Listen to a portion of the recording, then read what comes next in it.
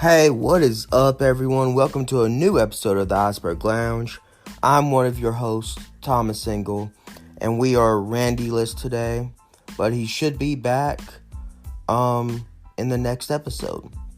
But on today's episode, we're going to be talking about the NXT Vengeance Day special that happened the day after Valentine's Day, and kind of go over what all happened and what I liked and disliked about it. So let's get to it. Alright, so NXT Vengeance Day was alright. It was average. They had 5 matches, and all those 5 matches had to happen within an hour. This caused a problem to me because you're overpacking the show with what you have. And because of this, you cut entrances. So you open the show with Pete Dunne already in the ring, not even allowing him to have a proper entrance. And this would happen throughout the night. And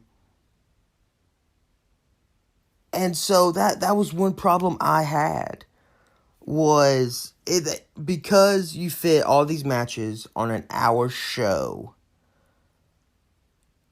you cut stuff that kind of is a mainstay in pro wrestling, like entrances. Sometimes you would get no entrances and they're both in the ring. Sometimes it's one person in the ring and the other person gets an entrance. I think at one point both people got an entrance at one point. And so it's just like, I feel like they overpacked their hour, and because of that, it made all the matches average. Like I said, we start off with Pete Dunne versus Tony D'Angelo in a weaponized steel cage match. Like I said, match was average, wasn't bloody. They used I think it was a cricket bat at one point, went through a table, broke a chair. You know, they did some stuff.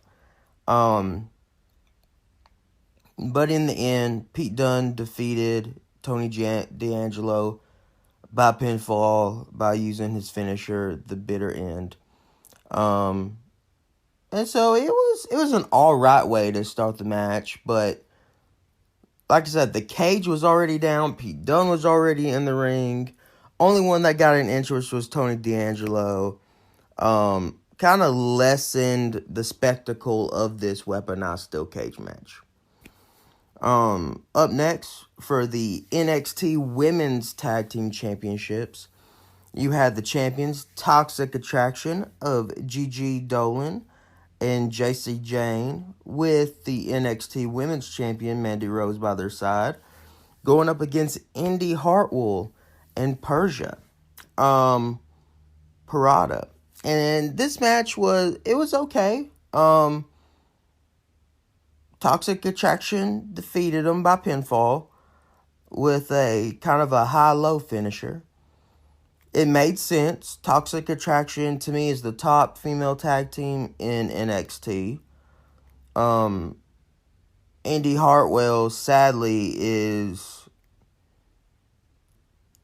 she is so good, and I miss her being in the way. I miss the way as a stable. And I just feel like the tag team that she's in, it's okay. But they're missing something that she had in the way with Candice LeRae. And I feel like that's hurting her. I feel like Indy probably needs to go solo. But yeah, Toxic Attraction wins, and now they focus on getting Mandy Rose to retain her women's title against Kaylee Ray, who they're feuding with as well. Up next, we have Carmelo Hayes with Trick Williams defending his North American Championship versus Cameron Grimes. This match, it was decent. It was good. I thought that this would be a good time to give the belt to Cameron Grimes. Because with me seeing Carmelo Hayes kind of working out with MVP, I thought that maybe him and Trick maybe would move up to the main roster and form a new Hurt Business and have Carmelo go after the U.S. belt, or maybe Carmelo and Trick go after the Raw tag belts. But with a surprise win, Carmelo Hayes beats Cameron Grimes by pinfall and retains the North American Championship. So, congrats on Carmelo Hayes. But I feel like they are planting the seeds eventually for Carmelo to join MVP in a new formed Hurt Business.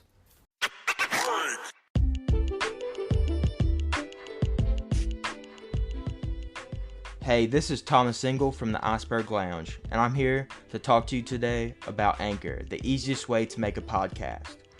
Anchor gives you everything you need in one place, and guess what? It's absolutely free, which you can use right from your cell phone or computer just like I do.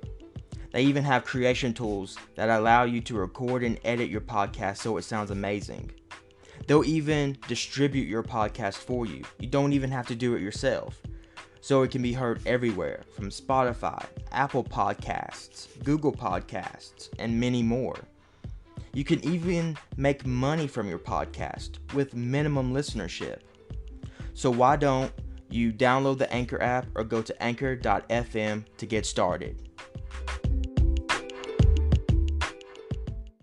And then match number 4 in the finals of the Men's Dusty Road Tag Team Classic, where the winners will get a tag title shot for the NXT Tag Championships, whoever wins later on.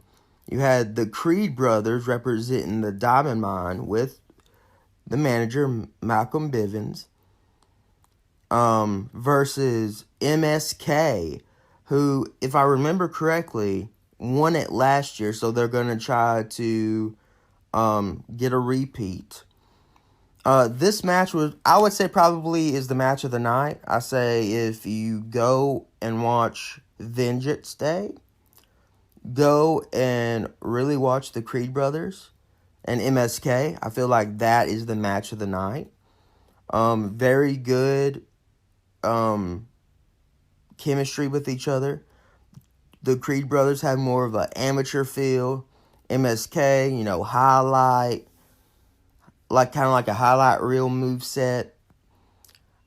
I enjoyed the Creed brothers, and the Creed brothers ended up winning the Dusty Rhodes Tag Team Classic, the men's side, and they now get a future NXT Tag Team title shot, and they won by pinfall. So congrats to them in the Diamond Mine. I could see Malcolm Bivens really staying in WWE. I would almost say his whole career. He's a very good manager. And I could see him moving up to the main roster soon. I was sitting there, and one of the things that kind of popped up when I saw the Creed brothers was like, just think if the Creed brothers and Brock Lesnar formed a stable. Like, just with all their intensity, man, that would be insane. That would be awesome to see that. But yeah, congrats to the Creed brothers. And now we move on to the main event of NXT Vengeance Day. We have the NXT Championship being on the line in a singles match. You had Braun Breaker versus Santos Escobar with his group on his side at ringside. Braun Breaker, I can see they're really trying to make him a star. They really are. They had a pre-entrance where he caught an old Vengeance logo on fire before he walked out. I thought it probably would have been better if they did kind of like the heart that was in this year's logo, catch it on fire. I guess they just didn't have it made for that. Maybe next year they'll do better with that. But yeah, this match was decent. Braun Breaker seems like a star. There were people chanting for Braun. There were people chanting for Santos. Santos had a LWO logo on a part of his outfit because it was 18 years to the day Eddie Guerrero won the WWE Championship. So you had this to where all this was set up for Santos to win it. He's giving a tribute to the LWO, but kind of made it about his group. You had everyone in his corner, Braun Breaker by himself. This match was not the longest on the card. It was the second longest on the card. But it was commercial break free. And so they wanted you to go without any breaks in this match. Braun Breaker ended up winning with that press slam. So he won by pinfall, retaining the NXT Championship and moving on to more than likely Dolph Ziggler, because during the match, Dolph came in out of nowhere, hits Breaker with a super kick, and I was like, yep, this is how Santos is going to win. Nope, Breaker kicks out. Then Tommaso Ciampa comes in, removes Dolph from the equation, and after that, that's when Breaker kind of went on and beat Santos. And so you had Breaker standing tall at the end. And so yeah, it was okay. Honestly, if I had to pick matches that would have to be left off to make the whole Vengeance Day show better, leave off Pete Dunne and Tony D'Angelo, and let's see. And see, besides that, the rest of them, it would be hard to pick. To me, keep the NXT Championship, keep the Creed Brothers and MSK. And you know what? Because I feel like this was a bigger match, keep the North American Championship. Because Indy and Persia just, I don't know. To me, them as a tag team just doesn't work. And it wasn't as exciting as Carmelo Hayes, Cameron Grimes. And so keep those three matches, cut off the first two, and I think you would have had a better show. I'm going to give NXT Vengeance Day 3.5 icebergs. It was just above average because of the Men's Dusty Road Tag Team Classic.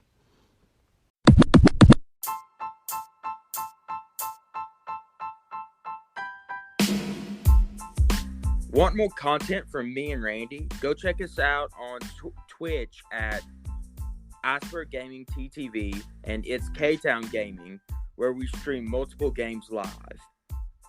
We are also on YouTube at Thomas RJ Engel and K-Town Gaming, where we play 3 games and have other content for you to enjoy. If you want to follow us on social media, all of them will be in the details of this episode.